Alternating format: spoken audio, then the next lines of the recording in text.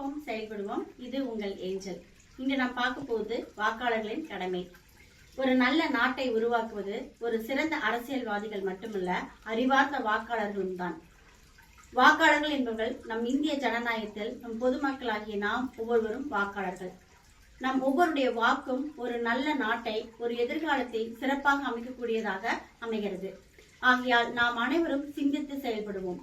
பணம், மதம், ஜாதி பார்க்காமல் யார் சிறப்பாக ஆட்சி செய்கிறார்களோ, யார் ஊழலற்ற அரசை தருகிறார்களோ, யார் நேர்மையாக ஆட்சி செய்கிறார்களோ, யார் மக்களுக்காக முன்னெடுக்க வருகிறார்களோ, யார் உழைக்க தயாராக இருக்கிறார்களோ அவர்களை ஆராய்ந்து முடிவு செய்து அவர்களுக்கு நமது பொன்னான வாக்கை நாம் பதிவு செய்ய வேண்டும்.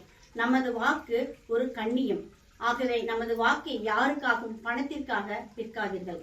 ஆகவே நாம் அனைவரும் சிந்தித்து செயல்பட்டு நம் சிறப்பான நம் நாட்டின் எதிர்காலத்திற்கு யார் பாடுபட முயற்சி செய்கிறார்களோ அவர்களுக்கு நமது பொன்னான வாக்கை வாக்களிப்போம்.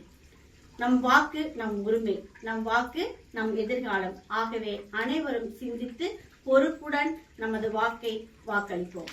நன்றி, வணக்கம்.